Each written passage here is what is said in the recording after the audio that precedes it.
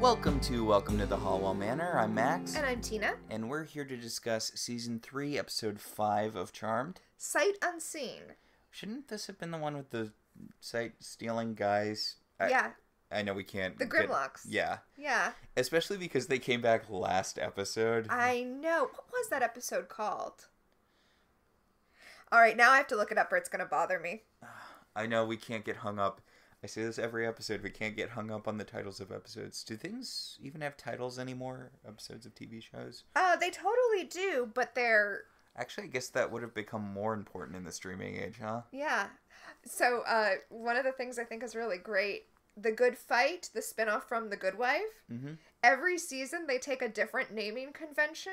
So one season, all of their episodes were Friends episodes, so it was like the one with. And then the next season, they were all It's Always Sunny in Philadelphia episodes, so it was, the gang, whatever. That's cute. Invincible's trade volumes were actually named after 80s sitcoms. Oh! I didn't realize that. Wait. I think the first one was Father Knows Best. Or not 80s sitcoms, but like sitcoms in general. That's so interesting. The Grimlocks episode was called Out of Sight, so... Okay. It's a fine episode title. I don't super get this episode title. I mean, I guess... Oh, duh, the guy's invisible. Yeah, I honestly, I forget about the main plot every time because I feel like the subplot is so much stronger in this episode. Actually, no, this is one of the things... I really liked this episode. This is 2 episodes in a row that I thought were really good. But not only is the guy invisible and they have to figure out a way to fight him while invisible, then Prue gets temporarily blinded and has to fight the human enemy while blinded. So it all works, like, on every level. I'm just saying... What do you consider... I feel like the demon plot is kind of supposed to be more of the main plot. Like, the stalker plot is like a B plot that suddenly takes prominence in the last act. Well, I feel like I wouldn't split them into A plot and B plot, because I think the theme of this episode is not all enemies. I don't know. Enemy isn't the word I want, but... not everything that we face is going to be a demon. Not all threats are, Yeah, not all threats are demons. And given that that's the case, I like that it was a single white female style stalker with Abby and not a guy, because that would have been kind of cliche. Yeah. Also, gosh, I also do really like this episode. This is sort of the start to a really interesting direction I feel like Prue never entirely goes down, where we're starting to see sort of a more paranoid Prue. And this will follow the rest of the Cole stuff, because Prue is never entirely comfortable with Cole, understandably. Right, I mean, to be fair, he is a demon who will eventually become the source of all evil. But I do kind of like this as an extension of her older sister protective thing, bringing her to this very neurotic on edge. Because people have been trying to murder them for basically 3 years at this point. I feel like this is kind of a logical direction for Prue to go in, especially since she's not really getting other consistent plots anymore. Yeah. I mean, it makes sense. I don't know, though. It makes sense the way you put it. But I always felt like Piper should be the one who got the paranoia, because she's the one who was never really comfortable as a witch. And never really will be comfortable as a witch, honestly. So this episode was written by William Schmidt. All right. This is the first Charmed episode he's written. He's going to write a couple more. And it was directed by Perry Lang, who only has ever directed this episode of Charmed. That's it. Wow. Although he also directed, like, Dawson's Creek and... Everwood, so that... God, Everwood. Right. Okay, so when I was younger, my neighbor hired me to babysit her son, who was like, I think 2 years younger than me, so it was very awkward. Oh, yeah. And one of the things she was like, okay, so, you feed him at X, and then you sit down and you watch an episode of Everwood with him, and then you discuss the lesson, and I was just like... Oh my God. And... The kid was not happy. He was like 12 and I was like 14. He was not happy to have me being there, so I was like... To be fair, 12 and 14 is a big age. Like a lot... You do a lot of maturing between 12 and 14. But, yeah. Also, I was friends with his older brother, so it was just a big awkward situation. But I was like, Do you want to not watch Everwood and not talk about... Well, then what happened later when his mom got home and quizzed him about the lesson? Well, I was never hired to babysit him again. Which is good. Which is what I wanted. But, yeah. Oh. I don't remember who I heard this story from, like, I don't know, on an interview or podcast or something, but it was a television writer who was talking about how they wrote a spec script for Facts of Life, and when they went in to, like, pitch it, the producers of Facts of Life, or the head writer or whoever, was like, okay, but what's the fact? And the writer was like, I'm sorry, what? And the producer was like, yeah, every Facts of Life episode has a fact. It's based around a fact. And this writer was like, I have no words. God. So, Everwood was, like, about this guy who had a beard, and he used to be a big city something, and then he moved his kid out to the country, right? I've never seen a single episode of Everwood. I don't know what it's about, but in my head it kind of fits in the same slot as, Heart of Dixie. No. Seventh Heaven. Where it's kind of that, like... I know Pure Flix wasn't a thing yet, but the Pure Flix version of a CW show. Yeah, well, I mean, that was a big, like, quasi-morality play, slightly right-wing flavored, you know, subgenre of TV. I feel like it was one of those things that, because all of those have a country folk or, you know, suburb folk are better. Right. The real America. The real America. So I kind of assumed that the bearded guy lived in a city. I think he was, like, widowered. I have no information about this show. Yeah, I don't know. I remember seeing, not previews, but, like, chyrons for it a lot. So just vague ideas. Anyway, Charmed. Yes. Okay, so this episode starts off in P3. Ooh. Yeah. Prue's date is waiting for her, and he's been... Sean. And he's been waiting for a while. And is it just me, or is Sean a lot younger than Prue? Sean looks like he might be a lot younger than Prue. Okay, I know what you're doing, but Prue is actually a lot younger than... other people. So I think it's age appropriate. But yes, 30-something, I know, she's late 20-something Prue, is late for her date with early 20-something Sean. Yes. Do you think he spells it like the American way? That always bothered me. He spells it Sean. Oh, the good way. I mean, according to the closed captions. Yeah. Okay. Not a big HAWN fan. No offense to the people who are named like that. It struck me as, like, one of those sort of misspellings on purpose. I guess it's a permutation of the version that has a U instead of a W. But SHAWN that's the way it's pronounced. Yeah. It makes sense that you would Americanize it to the way it's pronounced as opposed to keeping the Irish spelling. I just like the Irish spelling better. But, yeah, Piper and Phoebe are talking about how Prue super needs to get laid.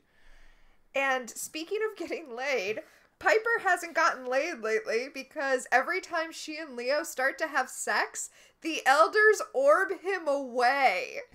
Yeah, and Phoebe's like, are you sure it's not just a coincidence? And Piper's like, I don't care if it's a coincidence. I don't think it is one, but it needs to stop whatever's going on here. Also, she can't really get into the mood anymore because she's like, they're watching us and they're going to orb you away as soon as we get started. I cannot do this. Well, they're always watching you. This isn't different than any point in your life except now you're aware of it. Yeah, I guess. And I guess they're actively interfering more.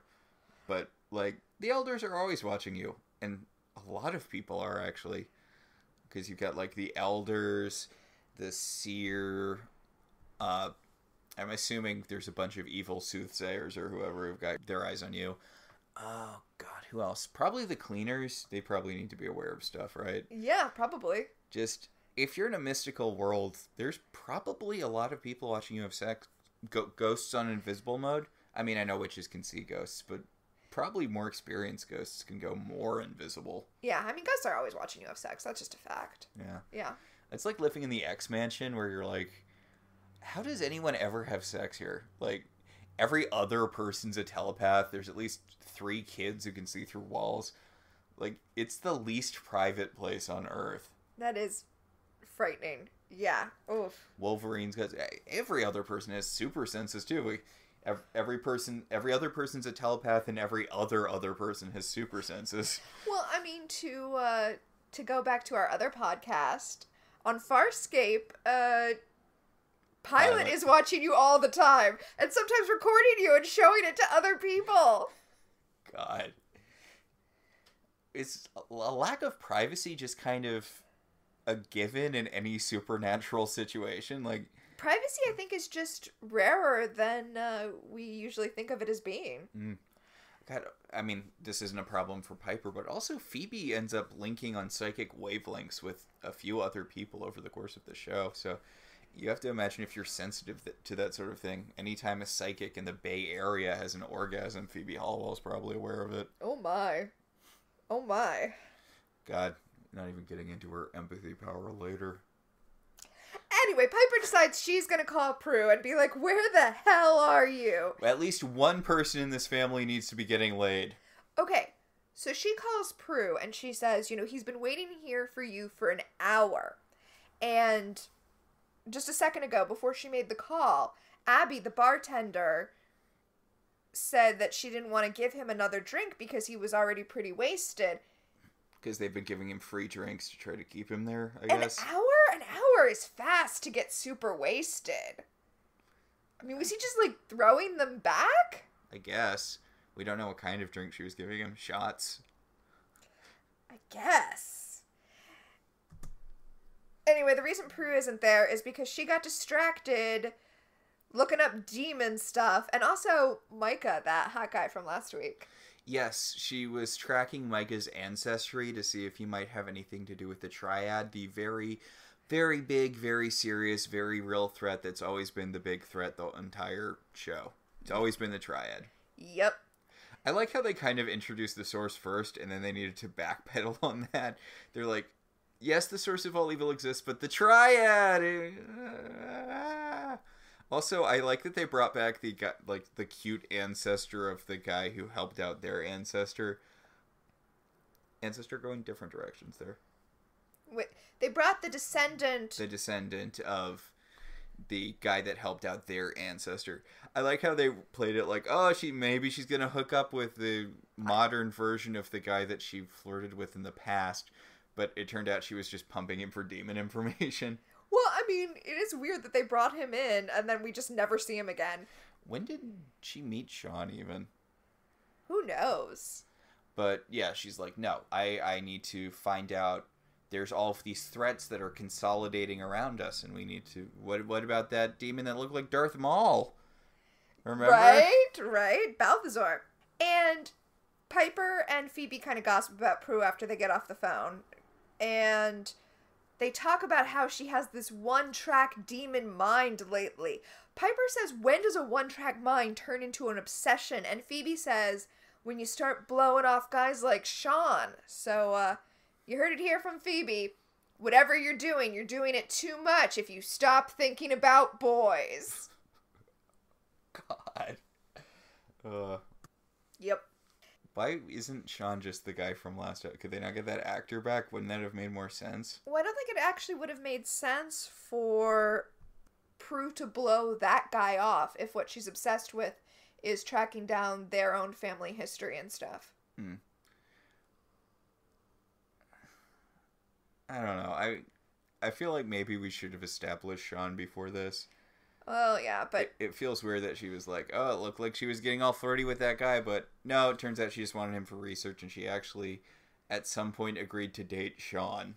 Well, to be fair to the episode, I said that I liked that they didn't go with the cliche of, a creepy human dude stalking you, but they did need a creepy dude red herring. I mean, he's not creepy, but they needed the dude red herring to be stalking her. Like when they thought Neighbor Dan might be a warlock. Yeah, exactly. Or Lachlan Monroe's character. Technically Lachlan Monroe's character's twin brother. Jack? Jack Sheridan.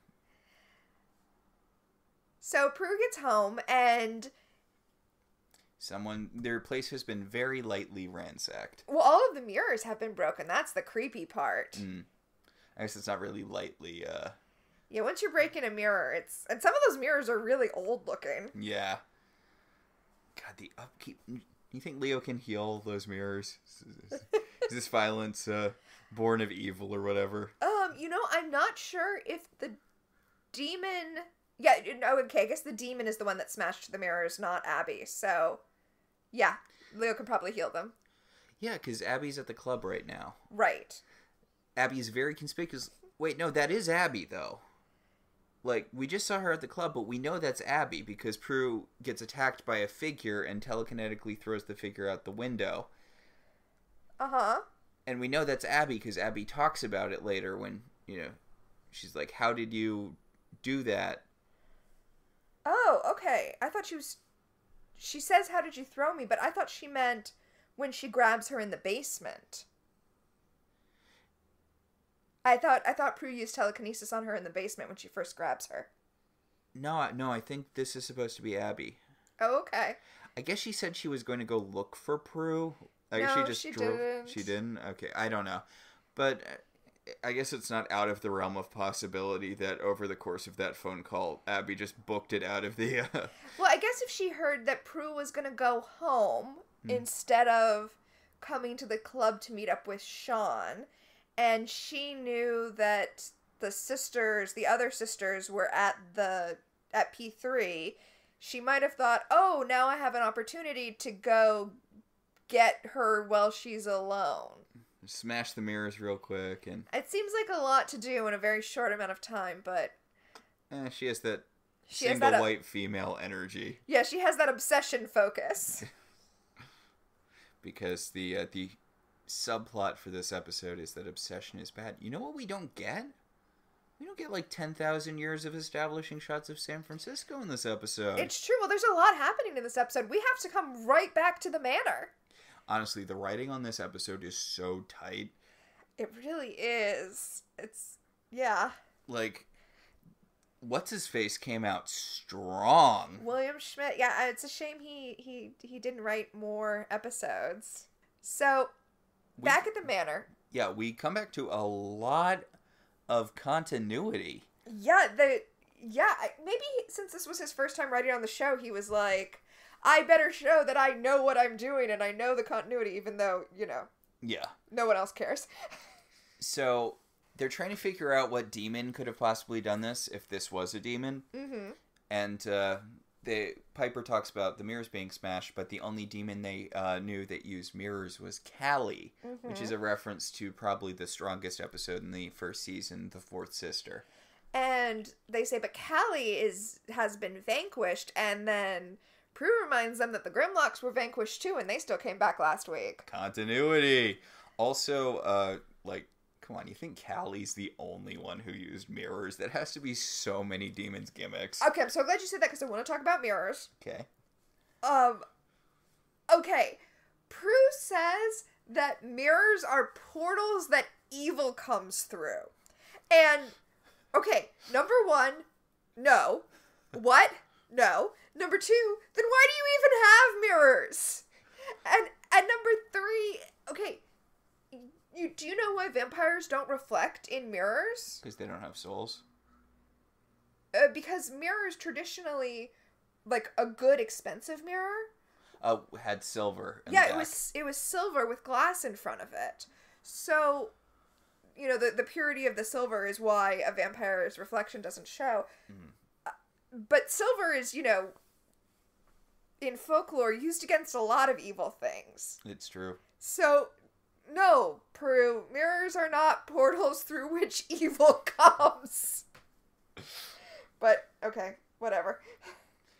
Oh, but it's a good gimmick. I would think about doing mirrors as my thing if I were a demon. Oh, yeah, totally. Also, demons should have more focal stuff. Like, it feels like a lot of demons are kind of all over the map. Right, why don't demons use talismans more? Anyway, Daryl is there, and there are fingerprints in the house. So, I guess this was Abby. Yeah, okay. Yeah, because as they point out, demons don't have fingerprints. No, but we'll know later that the fingerprints are Abby's. Eventually, we'll get that information. But no, actually, they Phoebe it, says a lot of demons don't have fingers. Yeah. Which, I mean, maybe in other shows, but come on. We're at the point where demons are just people now. Yeah. Daryl asked them to put together a grudge list because he's banging the drum this week that this might be a human thing. He points out, he's like, you don't, like, have a security system or lock your front door. And they're like, yeah, warlocks don't, care about locked doors. And he's like, but you still live in, like, a people city where people are, and those people sometimes commit crimes. Just because there are supernatural forces trying to kill you doesn't mean normal human crime won't happen to you. Also, Daryl doesn't say this, but just because you're a witch who can fend off an attacker who's human doesn't mean that someone's not going to walk in while you're all at P3 and take your television. Yeah, exactly. You're still very vulnerable to human crime. Also, Daryl is shocked that although Prue doesn't care about locking the front door, she always locks the attic door. But that actually makes sense, the Book of Shadows. Although the Book of Shadows is basically the only possession in their house that can protect itself. Yeah. Yeah. I mean, a demon could just break into your house very easily since you're not locking the front door, or they can teleport in, as we see throughout the course of the show. Right. I know it's a weak spot in, the narrative overall, that they don't ever put wards up. I was going to say, yeah, Prue, you're not locking your front door, but maybe some magical protection around your house? Because really, there's nothing to stop a demon from teleporting into the Charmed Manor at like 3 a.m. and just fireballing them all while they're asleep in their beds. I would hope that Phoebe's power would wake her up if that was about to happen. So Prue calls for Leo and is like, hey, Leo, tell us about the triad. And I'm like, wait, is this the first time you've asked Leo about the triad? Yeah, I thought it came up before this. But I'm sure it has. Yeah. And okay, I'm gonna hate it later, but Piper and Leo are actually really cute in this scene. They're like, hey. Meanwhile, in hell, the triad has called on Balthazar because he is taking too long. And he's like, hey, not to like, I don't want what I'm saying to be interpreted as slut-shaming. Okay. But he's like, it takes a long time to get Phoebe to have sex with me. And I'm like, really? and I mean, like, if it's Julian McMahon, I'm not waiting a month. So, no shade to Phoebe, but really, Cole, it's taking you a month? He points out, quite rightly, that every other demon these guys have sent up against the Charmed Ones has been blown to smithereens. So he's, taking his time. He's, figuring out the best way to kill them. He's, putting in the legwork so he doesn't... I'm trying to think of a nicer way to say blow his load too early. Like... Get killed by the Charmed Ones? He doesn't want to be vanquished? Like, why are they like, you're not killing them fast enough, God? Like, it's not like he's procrastinating. He's, figuring out their weaknesses. It's going pretty slow. It is going pretty slow, but like... And the triad is not taking as an excuse everyone else you've sent has died, because the triad's position is, you have all of the intel gathered from all of the previous failed attempts, so you should be going even faster. Also, they're sending another guy, because they're like, yeah, we're sending another guy to get it done. Which, just do that then. Like, it's not like you're gonna run out of demons. Like, just keep sending guys. I mean, that is what they're doing. Yeah. Also, they tell Cole that there is something of his that they have. And if he wants to get it from them, then he needs to be the one to take out the Charmed Ones. But they are going to start sending other people after the Charmed Ones. Yeah, they're not going to honor their deal with him if someone else takes out the Charmed Ones. Cool backstory. Do you think you get part of it? By the way, I'm pretty sure it's his dad's soul, right? I thought it was his mom's soul. I thought he was like human dad, demon mom. I thought it was the reverse. But he's half human, and it's the human parent's soul. That's what it is. Also, should demons really be able to take people's souls? I mean, did he sell it? Was that the... Well, based on the play The Devil and Daniel Webster, we can assume that the human parent gave their soul to the demon parent. Oh. Yeah. A thing that you, Max, and you, our listener, might know from the Simpsons Treehouse of Horror take on it. Yes. Yeah. The Devil and Homer Simpson. Mm-hmm. His soul belonged to Marge. Yep. But, okay. Okay, so I really like this bit of continuity with Cole. I think it gets mentioned maybe like 2 or 3 more times before getting super dropped. Uh-huh. Because Cole never recovers his whichever parent's soul. Like... Well, he gets distracted and then he gets sent to super hell.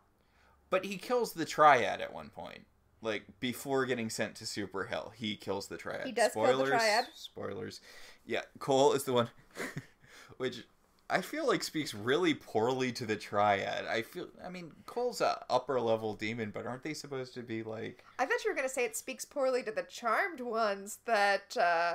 That Cole just shimmered into their throne room and was like, fireball, fireball, fireball, done. Lightning bolt! Lightning bolt!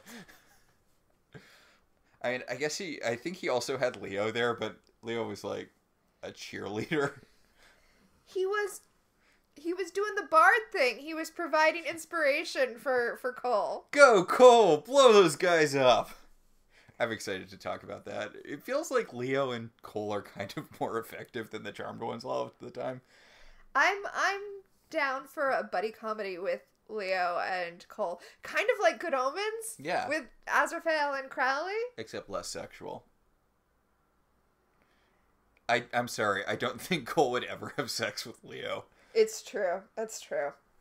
I'm sure Leo would be up for it, but I don't think Cole Again, would. Julian McMahon. And remember, after shaking Leo's hand, he had to wipe off the white lighter crap onto his I pants. forgot about that. Oh, yeah, he was like, oh, gross, white lighter. Anyway, the... Whereas we know that Leo likes a little evil. Yeah, because he's married to Piper. Oh.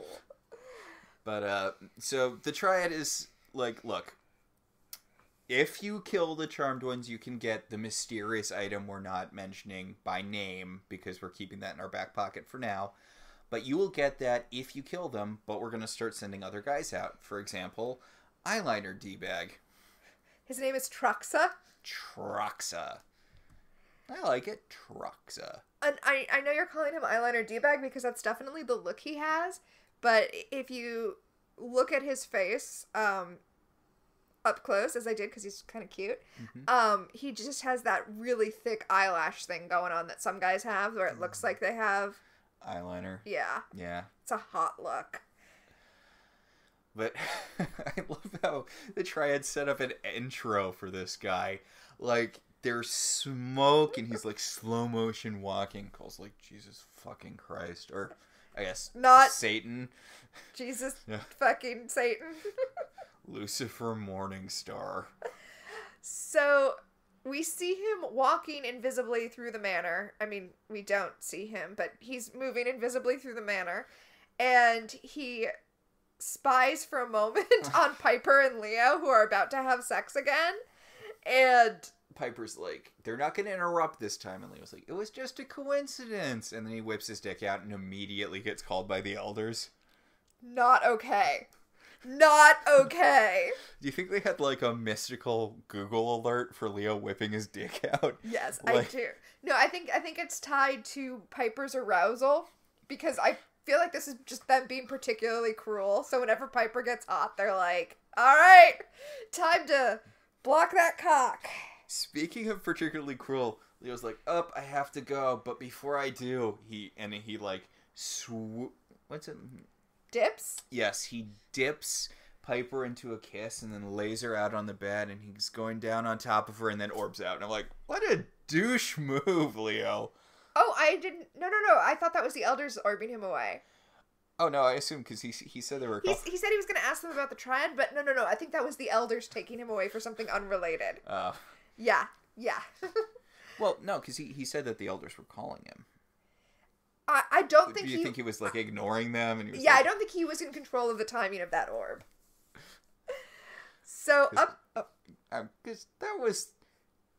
I feel bad for Piper. Like, her engine was revved up there, and then... Oh, yeah, I felt so much sympathy for Piper in that moment. Oof. So, up in the attic, Prue is doing lots of research. She's got the Book of Shadows. She's got a legal pad to take notes on, but she's fallen asleep on a Shea lounge doing this research.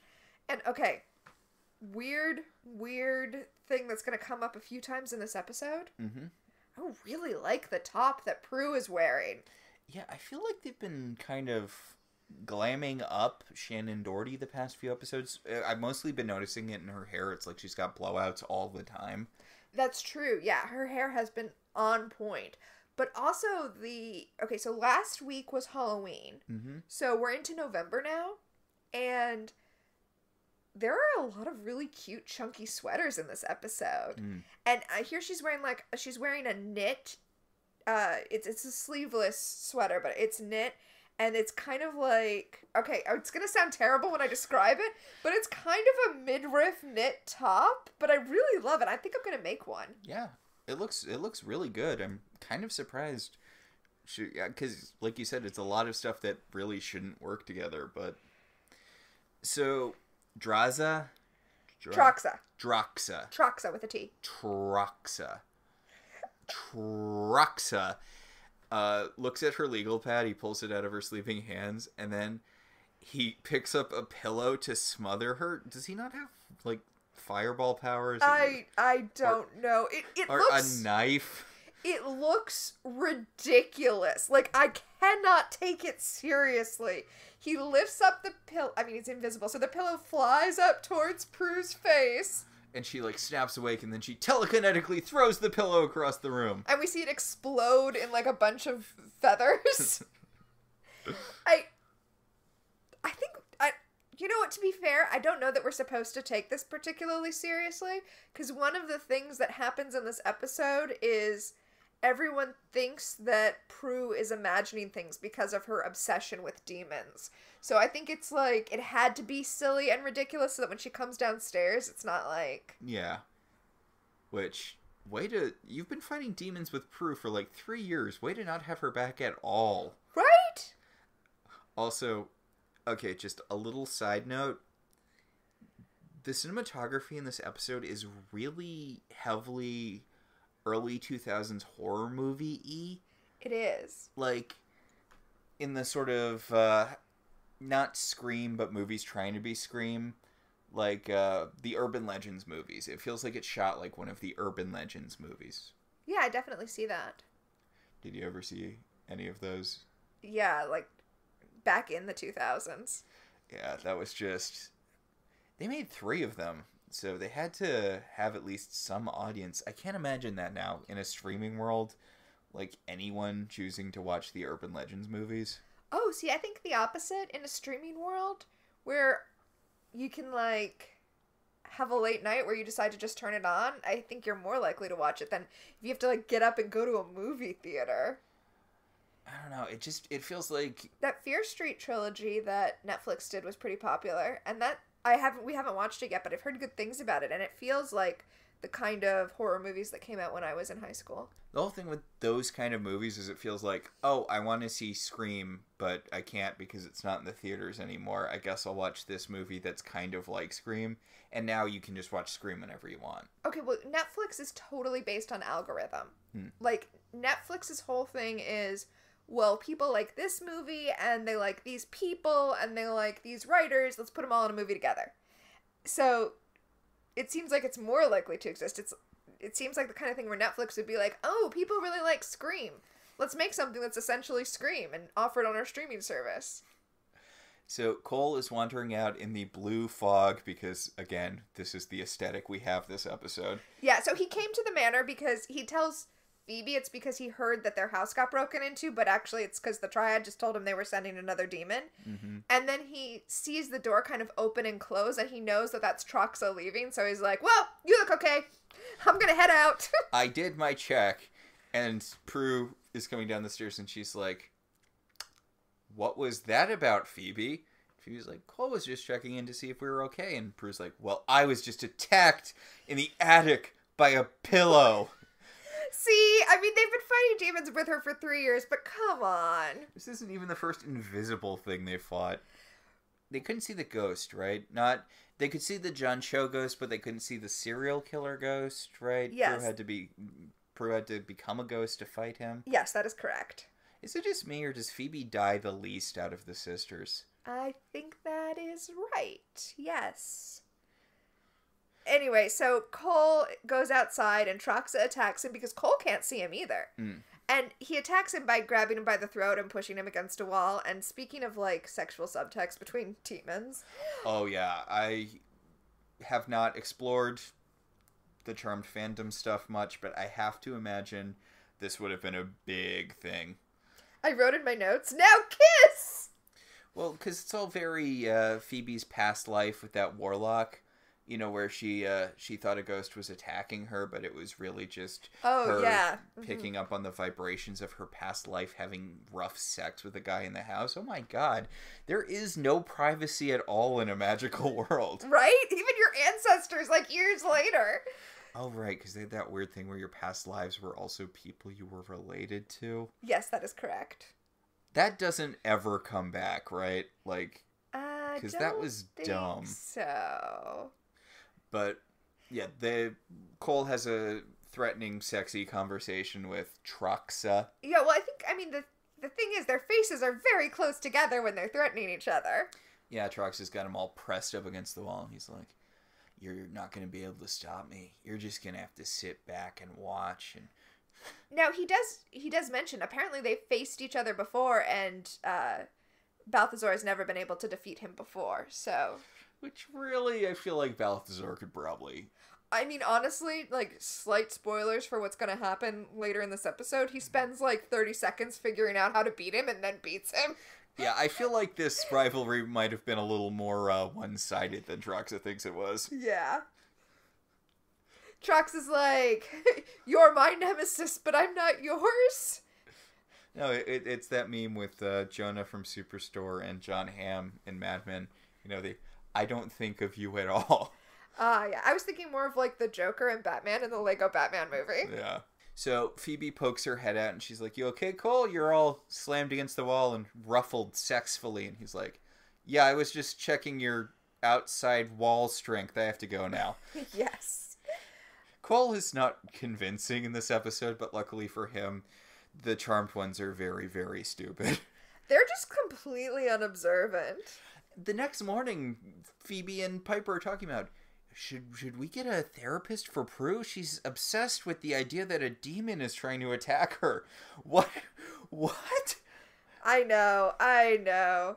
So, Prue says that when Prue comes down, she says that their grandmother's necklace is missing. And so is her lucky blouse. Her lucky fuchsia paisley blouse.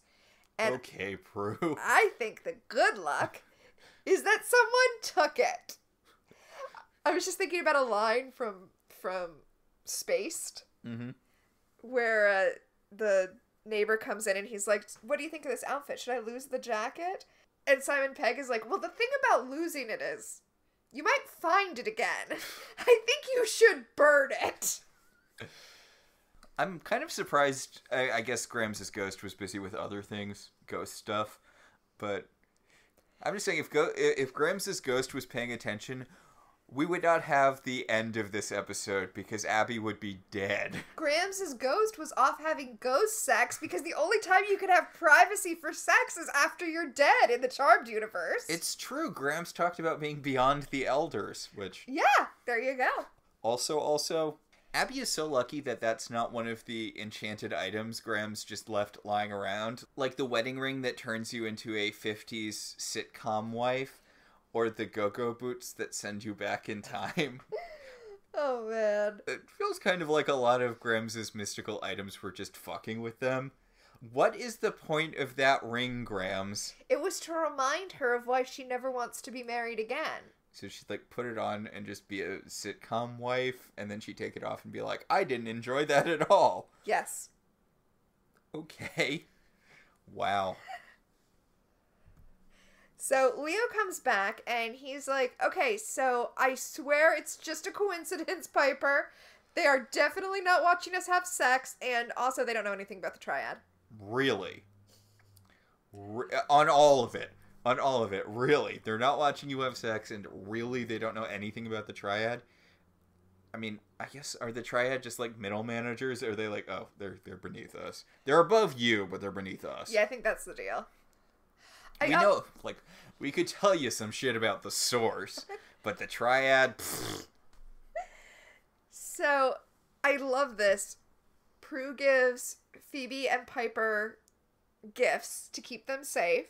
And this is like real flashes of the Buffy episode, which hasn't happened yet, where Buffy gives Dawn something to keep her safe. Yeah. And it's a cell phone. So she gives them something to keep them safe, and it's sneakers. Because running around in high heels is ridiculous. Yeah, because they're always caught off guard. Like in the first Grimlocks episode where Prue is trying to chase the Grimlock down that stole that kid, and she lost him because she was wearing a tube top and like platform shoes, which are not the best, for running, despite what Jurassic World may have told you. It kind of actually reminds me of an episode of Todd and the Book of Pure Evil. Uh-huh. Which is, I've talked about it before, but just a little brief summary. It's this Canadian horror comedy about this town that was founded by Satanists, and it's about the kids in that town, and there's this book, the Book of Pure Evil, that was written by Satan, and it does this kind of ironic genie thing where it grants wishes to whoever reads it, but they always end up going horribly wrong for everyone. Right. And there's a book sighting, and they're about to chase after it when one of the members of their gang, because there's like 4 kids who are trying to stop the book, and one of them is like, wait, can we change? Because I feel like we're never in good outfits for this sort of thing, and like I really like this shirt, and I don't want to get blood on it. And they're like, no, it's an emergency. Actually, you know what? Yeah. And then they're all just wearing their gym clothes for the rest of the episode. That's awesome. Yes, I like that. We should watch, did we watch an episode? Did I show you an episode? You showed me an episode, yeah. Yeah. I think you might like some episodes of it. It was like an early 2000s comedy, so they're like the gay episode, which isn't as offensive as you think. Not quite as bad as you could have been. Yeah, kid's getting picked on for being gay, and he finds the Book of Pure Evil comes to him. And he reads the spell to make everyone in the school gay. But then it makes him straight, right? It makes him straight. Anyway. Well, he turns every boy in the school gay, but it turns him straight. And he ends up being torn apart by angry, horny women. Speaking of Buffy, like the Locket episode of Buffy. Yeah. So back in Charmed, Daryl has shown up, and he ran the fingerprints, but they aren't in the system. So now he wants them to make a human grudge list, not a demon grudge list. Because they gave him a list, and it's in continuity. It's Javna! And, does Callie get a nod again? It's a bunch of, their old foes. Okay, here's a, weird question, but if someone came to you and was like, make a list of all of the humans who have a grudge against you, would you, have a list ready? Because they give him a list with several pages. I mean, people aren't normally trying to kill me, so no, I can think of a couple people off the top of my head.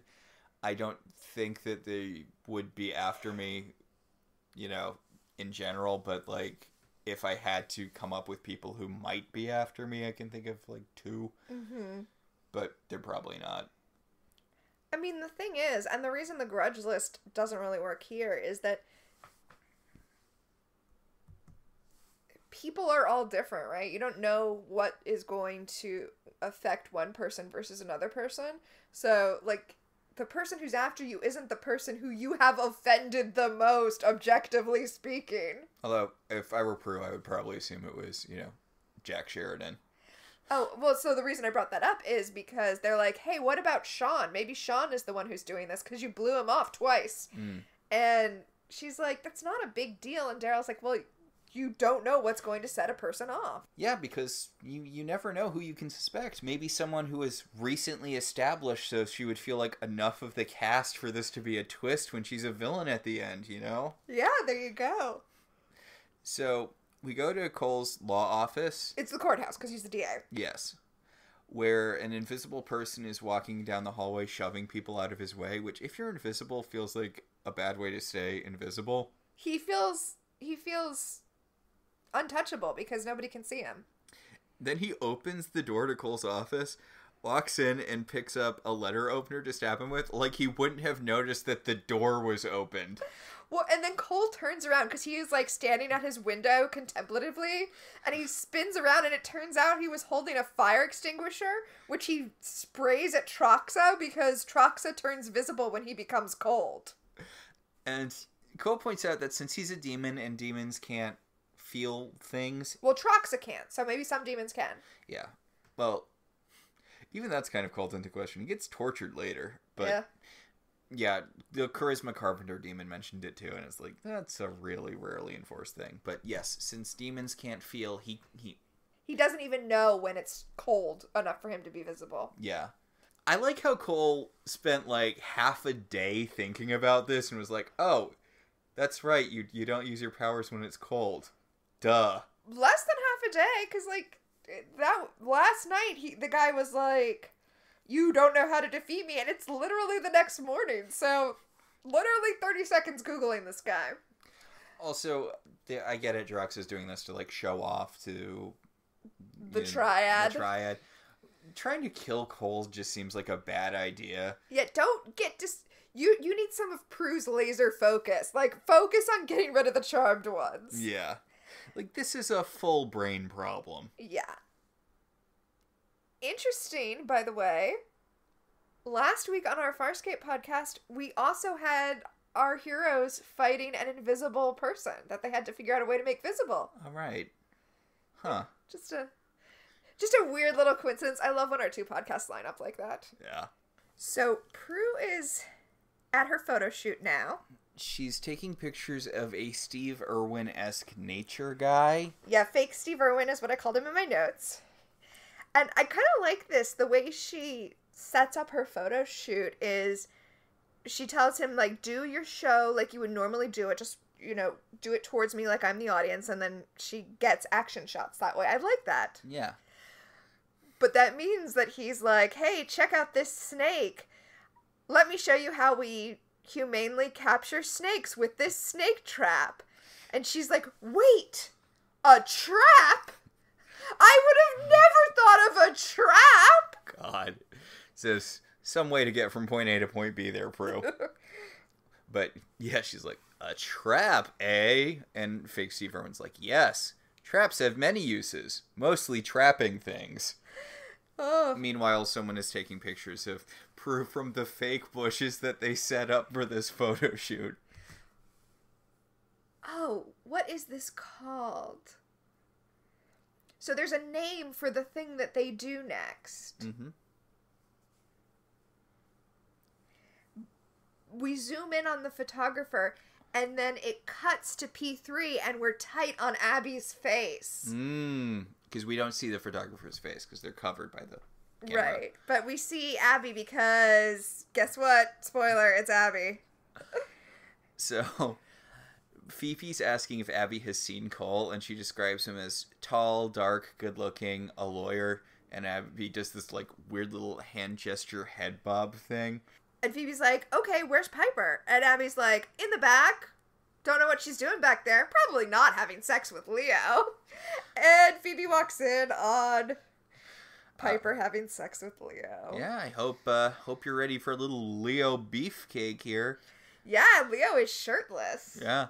Also, I feel like you can see all of Alyssa Milano's breasts in that top. It's It's a very low-cut top. Yeah, I didn't notice until we saw her, like, bursting through the door because it's an angle that I don't think that shirt was supposed to be shot at, but... But anyway, yes, she's like, ho, don't let me interrupt you. And Piper's like, I think you pretty effectively killed the mood. Piper says, I hate living under such scrutiny. And it's like, oh, based on our discussion this podcast. Also, I mean, you're not living under such scrutiny. You're having sex in the back of a public place. It's her office. She has a reasonable expectation of privacy in her own office. Does she?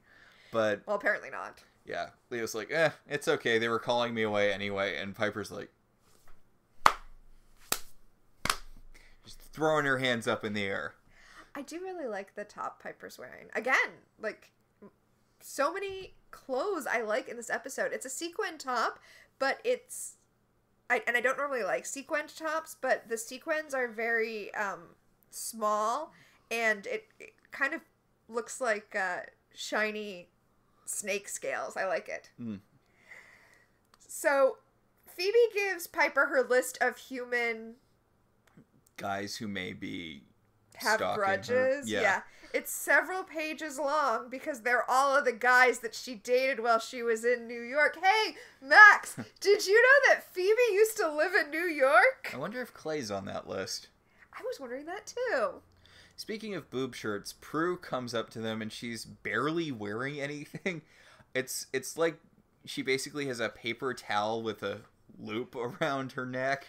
It is a very low-cut, no-backed, metallic dress. Honestly, it looks like the metallic dress that Rebecca Bunch and Valencia wear in that first season episode of Crazy Ex-Girlfriend where they become friends. She also has an arm ring.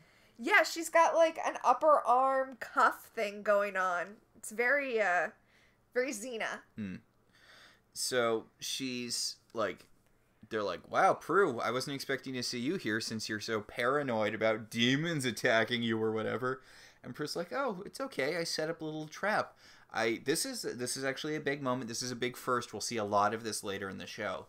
But she set up a crystal circle in the attic using the book as bait. And now if a demon comes into the house and goes for the book, they'll be trapped in the circle of crystals, and a crystal she's holding will light up to let her know. Yeah, now they won't just be trapped, though. They will be trapped and electrocuted. And Phoebe's like, wait, but what if someone else walks into that circle? And it's like, yeah, they'll be trapped and electrocuted, too. And hey, Kit Watch 2021! Yeah, she mentions... What if a person or feline? Hello, Kit. Kit Watch 2021. Way to still exist, Kit. I think you have officially been relegated to being an off-screen character who they talk about sometimes, but you're still hanging in there. Yeah, so she says, yeah, so what if Kit wanders in there? And Prue's like, it's okay, I closed the door so that Kit can't get in. And I'm like, do you know a cat, Prue? I feel like that's not safe. Also, isn't Kit at least vaguely magical? I mean, I guess they've never really... Kit is a witch's familiar, yeah. Yeah, because they have her hissing at demons thing, which comes up almost never because that would require them to use the cat. And we know she gets turned into a human lady later as a reward for being such a good familiar. But she has magical powers, right, Kit? She's magic adjacent. So, I love how Prue heads over to Sean. She's like, I can finally relax now that I've set up this deadly, deadly trap in our house.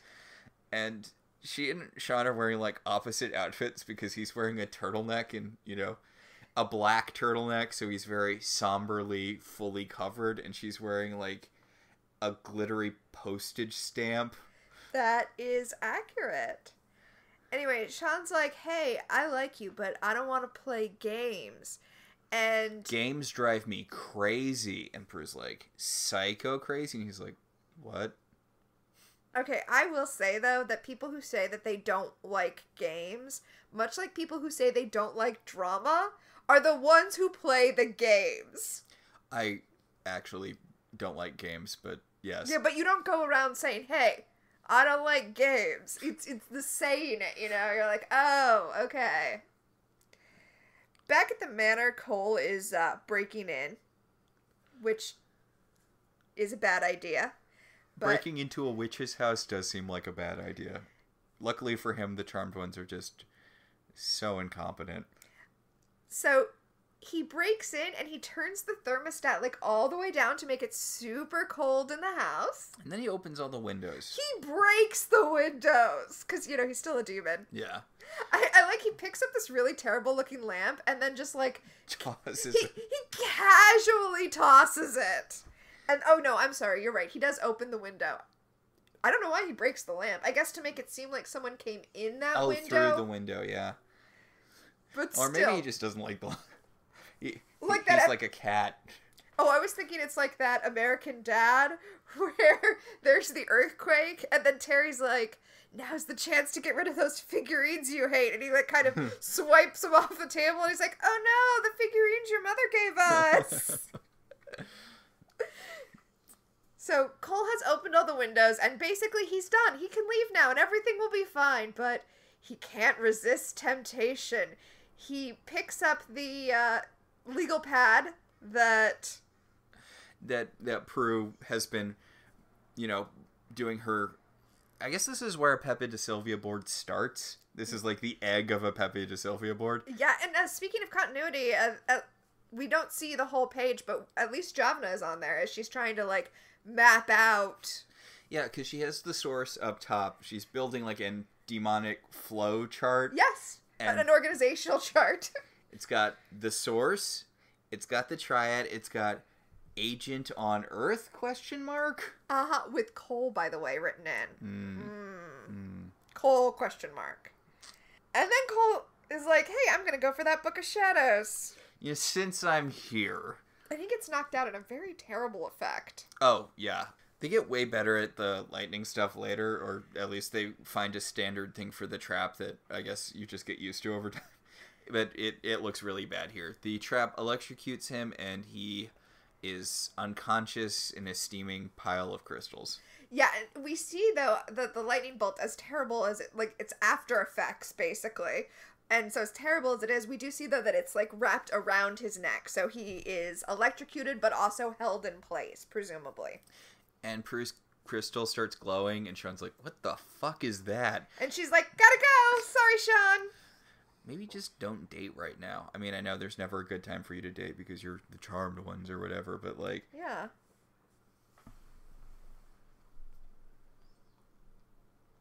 Stop.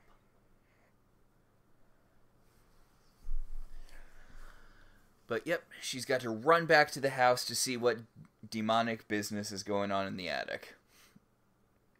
See what they've caught in their trap. We know wards exist, though. Like, I know. Because, like, magic school is warded against, you know, mortals and demons, and although Fat Load of Good that does later, but... So, when they come home, they open the door, and we get, like, a full-body shot of all of the girls, and I just wanted to point out that they're all wearing club wear and sneakers, the sneakers she gave them. Well done, although... God knows I can't imagine Prue could run in that dress. I know, right? So they run up to the attic, and Phoebe's like, oh, Cole, I knew someone innocent would get caught in your trap. And Prue's like, why is he in our house? Yeah, Prue's like, okay, well, it's a demon trap, Phoebe. And he got caught, so... Cole does not do a good job covering this up. I think he does, because he's like, hey, I was walking by and I saw the door was open because no one ever locks the door, so I came in to make sure that you were all safe. And I went up to the attic to see if you were safe in the attic, and I just got shocked. And... you know, having a trap like that is like having a loaded shotgun pointed at your door. I could sue you. Okay, wait. So I do want to talk about that. He says it's like having a shotgun on a tripwire pointed at your door. And the thing that he brings up is a law school hypothetical. It's like the standard law school hypothetical because you're not allowed to use deadly force in protection of property. You can use deadly force to protect, people from harm, but not property. The thing is, if you're there, it's going to be very hard to say that there was no chance of you being harmed. So the law school hypothetical is, okay, so somebody has a shotgun on a tripwire behind their door, so if somebody breaks into the house when they're not there, that person gets shot. Mm. So Cole went to law school. Yeah. Just, I know he's half human, but I just want to, he's not just, he doesn't have fake lawyer credentials. He didn't get his credentials from hell. He went to law school. Do you think he has to do this every few years or so? Because he's like a century old, right? Yeah. Like, Cole is old. He's not, like, actually the Charmed One's age. So, you think he has to just keep faking that? Do you think he goes to law school under different... Maybe he went to law school once, but then he just keeps faking his credentials after that. He has, like, whatever demon is below, the one that kills people who finds out about demons. He has whoever's below that guy just goes into the Hall of Records with whiteout and a pen, and just every few years. Yes, exactly. Oh, so I would kind of want to watch a show about the demons who have to do the minor shit like that just to keep everything under wraps. remember the show that only aired for like one season about the people in a superhero universe who Powerless. who work at Wayne Enterprises but just like are normal people? I would watch a show about just normal people in a supernatural world. Yeah. Powerless was canceled way too fast. That was such a good show. It was really good. And they went pretty obscure. The whole Ron Funches Atlantis thing. Yes. Oh, that was a great episode. Anyway, Phoebe chases Cole out as he's leaving the house. She chases him and she's like, "Wait, Cole, I'm so sorry." And he's like, "Hey, it's okay, Phoebe. You're not the one who electrocuted me, so we can still bone later." He storms out of the manor, and Phoebe's really upset, but she notices that there's a white box with a red ribbon, a giant white box with a red ribbon. Flowers. It's the kind of box you deliver roses in, long-stemmed roses. So she picks it up and she storms into the house and she's like, "Prue, I can't believe you would do that. That was so irresponsible. And your paranoia is going too far. There's no one after you, Prue. There's no one out to get us, Prue." Which, there is. I know, right? So the box of roses say that they're from Sean, but when Prue opens it, it is filled with roses, but also it's filled with worms. Yes. And, okay, I have to say, they fight demons. Prue's really freaked out by the worms for someone who fights demons. And they all decide that must mean that Sean is the demon. Well, guy after them. Phoebe says there's your demon, but I think she means there's your villain. Yeah, I think she's like, look, sometimes ordinary guys are just awful. I know, I lived in New York. Piper does actually say, she's like, yeah, sometimes humans are evil too, Prue. Okay. So outside, Troxa comes to fight with Balthazar because... Cole, because this is his turf. And Cole says, and I love this, he says, "Cool your jets." Because cooling him off is like a thing. It's very subtle. I love it. So Truck's like, "You're getting all up in my grill, bro. What do you think you were doing? You think you were gonna scoop this kill for me?" And Cole's like, "A, I was after them first, and B, you want to kill them? Go ahead and kill them. Whatever. In fact, you might want to go up in the attic and grab their book of shadows. It's only the source of their power." It's definitely not suspicious that I'm telling you that. So, back in the manor, the girls are closing the windows and they're like, "Why was the air conditioner on? Why would someone do that?" I like that they're both wearing that Phoebe and Piper are both wearing sweatshirts. Yeah, they both put on hoodies over their club clothes, which makes sense because they're cold. And then Leo orbs in with a giant Hershey kiss that is like, "Hey, Piper." And Piper says, "No, Leo, we all have headaches." Which has weird implications. So, it's a really little thing, but I like that as Leo's orbing in, before we cut to Leo orbing in, we see sort of a blue light reflecting over Piper and Phoebe. Oh, I I didn't notice that. It's a really little touch, but I like it. So, Phoebe and Piper are both wearing sweatshirts, but Prue's wearing a sweater. A really cute knit sweater, yeah. Yeah. Big, poofy white one, like the one Emma was wearing in Once Upon a Time when she was depressed. Yes. Or the one that Buffy was wearing in Buffy. That one time Buffy wore a giant white sweater. So, Prue realizes that the mirror is broken, and when she looks over at the broken mirror, she sees the shimmery reflection of Troxa there, because it's so cold, and she uses her telekinesis to throw him across the room, and then she tosses him to where the... He leaps at her. Like, she throws him across the room telekinetically, he leaps at her, and then she flips him into the circle. Yeah, she does like an Aikido flip. Yeah, into the circle of crystals, which I guess... You think she reset up? Yeah, I think she did. Cause I think that's why she was up in the attic. Yeah. And she can turn the, like, electricity on and off with her little crystal. So she's doing that. She's essentially torturing him. She's like, who do you work for? And he's like, I'll never tell you. And she does it again. And he's like, I'm Troxa, and I'm working for the Triad. Also, there's another demon after you. His name is Balthazar.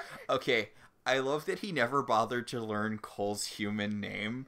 Because yes, the whole thing would have been blown if he had learned Cole's human name, but he didn't. That's so true. I never even thought about that. That's so true. He's like, so just so you know, our weaknesses are, and before he can say anything, the Triad, like, flames him back down to hell. I do like that Phoebe's like, wait, can they do that? Can they just suck people down to hell from wherever? Do they know where we live? And Leo's like, I think they just have sort of like a general knowledge of where their guys are. Don't worry about it too much. Of course they know where you live. You're the... What? You're not, like, being secretive amongst the magical community. Also, I mean, clearly they can't just suck you to hell, Phoebe, or they probably would have done that by now. Right? So, they look in the Book of Shadows, they look up Troxa, Mm-hmm. and they see that his weakness is cold, and they realize that somebody set the thermostat low and opened all the windows to protect them. And they're like, wow, do we have another guardian angel besides Leo? And Leo's like, which I do like because, like, guardian angels, it's stupid, but guardian angels are a separate thing that also exist. So Leo's not just like, no, it must be something else. He's like, yeah, there are other magical forces of good who don't work directly for me, or for my guys, so I don't know. Maybe there is another angel-esque figure helping you out. Angel as in angels, not as in angel, the Right. guy. And I mean, hey, it's not like the elders keep him in.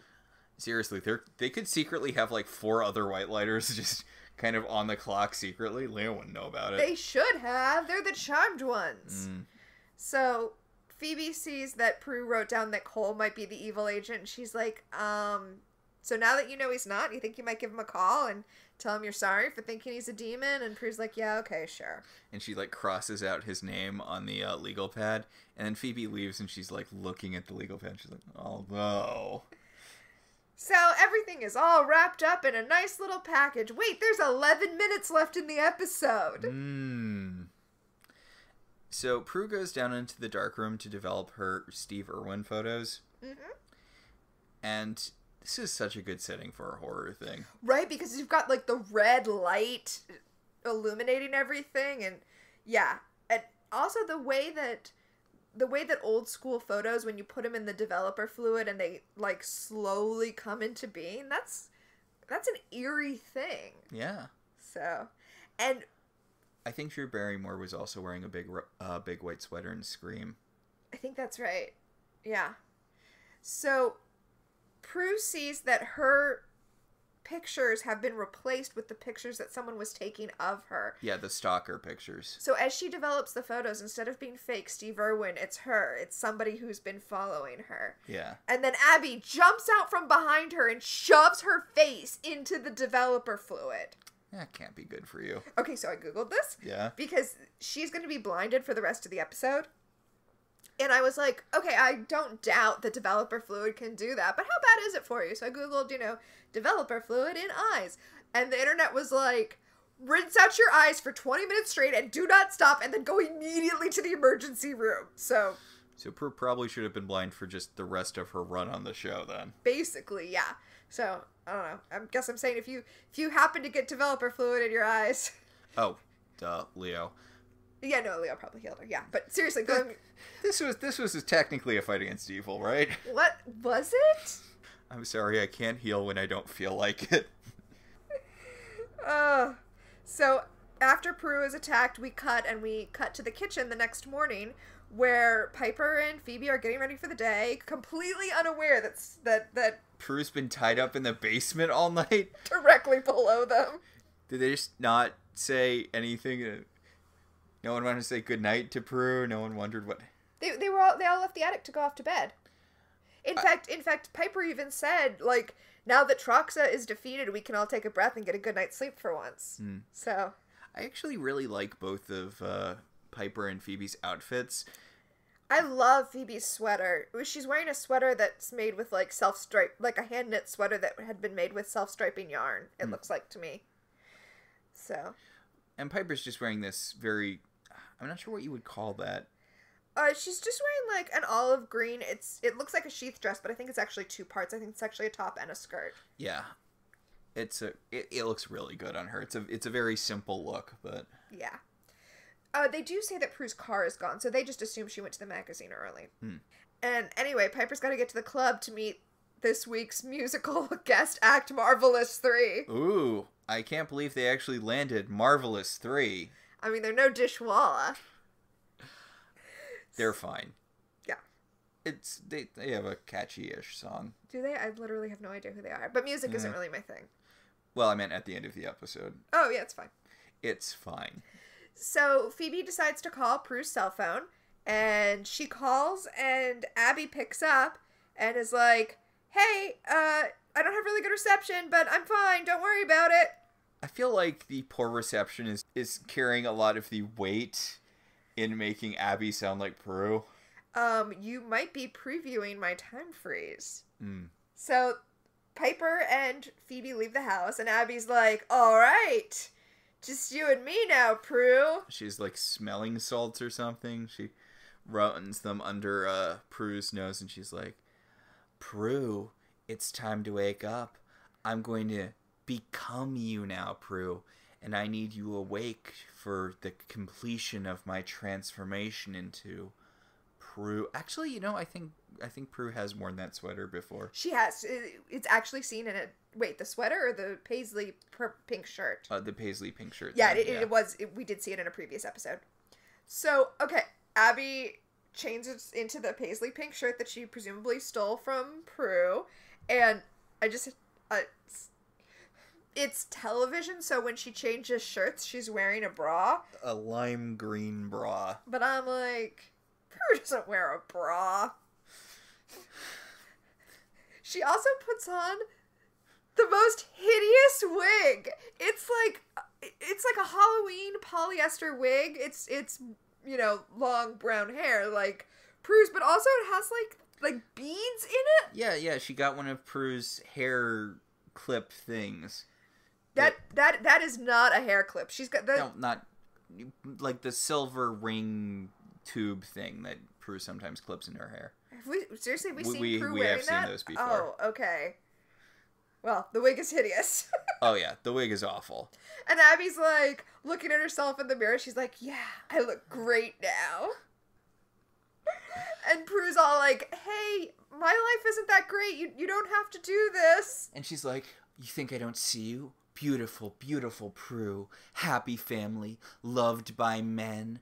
You don't appreciate what you have, but I do. So I'm taking it.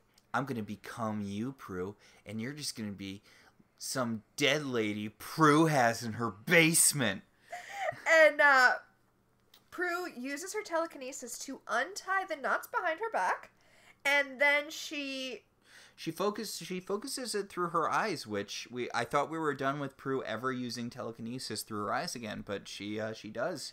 Yeah, and we see from her point of view that all she sees are like fuzzy shapes, but she sees Abby clear enough to toss her. Okay, so this is weird now. Piper and Phoebe get to P3, and Daryl calls P3 and is like, hey, I ran the fingerprints, and I figured out it is Abby, your bartender. The fingerprints belong to your bartender. And the music gets really intense, and Piper and Phoebe get really, like, panicked, but which is appropriate for what is happening in the manor right now, but they have no way of knowing that. Yeah, like, they just know that Abby at some point broke into the manor. They don't know that she's currently got Prue hostage. And they break into Abby's locker at work, which you're not supposed to do, but I guess. And, yep, turns out there's a whole little murder shrine to Prue. Like, she's been stealing all of Prue's skincare stuff, and there are all these pictures of Prue. Oh, I didn't think she was stealing her skincare stuff. I thought she was just buying identical stuff. But she does have a diary that's like, 8:01, saw Prue go to the bank. She is beautiful. I just want to chop that silky hair right off her head and slurp it up like spaghetti. Yes, exactly. To, again, reference that Crazy Ex-Girlfriend episode. Yeah. Specifically the song Feeling Kinda Naughty Tonight. Yes. Phoebe... And that is essentially what's going on this episode. Yes. Phoebe finally gets a premonition and sees Abby shoot Prue. And is like, oh, wait, we should probably get back to the manor now and stop that from happening. She fires a lot. Prue starts using her astral self. Can her astral self see? I mean, her astral self doesn't have stuff in the eyes. Her astral self can see. So she's bamfing her astral self all around the room so that Abby's just, firing wildly at nothing. Yeah. Would it hurt her if she got shot in her astral self? I'm pretty sure one of those bullets did go through her astral self. So no, I don't think she gets hurt in her astral. Because we know her astral self has physicality. We know it can fight, but... Yeah, but I don't think she can get hurt in her astral form. Boy, you think she'd just stay in the closet and then have her astral self, like, run? No, because if something happens to her body while she's in her astral form... Or you mean right now, leading Abby out? Yeah. Yeah, that would have been smart. But, yeah, no, she just gets Abby to waste a few, but not all of her bullets, and then zoops back into her body and makes a break for it. And Abby's like, how are you doing this? And then Abby fires a bullet. It's about to hit Prue, but it's okay. Piper's there and she freezes it. And then Phoebe grabs it out of the air and Prue's like, all right, I'm just going to throw that frozen body just hard against our dish hutch because, screw her. I want new dishes. It's the least I can get out of this situation. She's upset, obviously. But Phoebe is comforting her and is like, it's okay, Prue, shake it off. And I'm like, shake it off? She should. Also, like, Abby knows that Prue has magical powers now. Of course, she's crazy, in quotes, but, like... Yeah, no one's going to believe her. Yeah, I guess. I'm just saying, would it be a cleaner's thing, or would it be the demon that kills people who find out about demons? I think it would be a cleaner's thing. Yeah, because they handle, like, everything. The demon is that one demon, who I'm assuming they just hired another one after the Charmed Ones blew up the last one. But, like, yeah, so I guess we don't have to worry about Abby telling people about, even if no one erases her memory or kills her or whatever. Right. So they have a new bartender now, and Prue grills her to make sure that, oh, I'm engaged and I'm studying to become a marine biologist. A teacher. Yeah, and, I have the perfect life. I'm just bartending for fun. So she's bartending her way through school. Yeah. So Prue doesn't have to worry about this woman.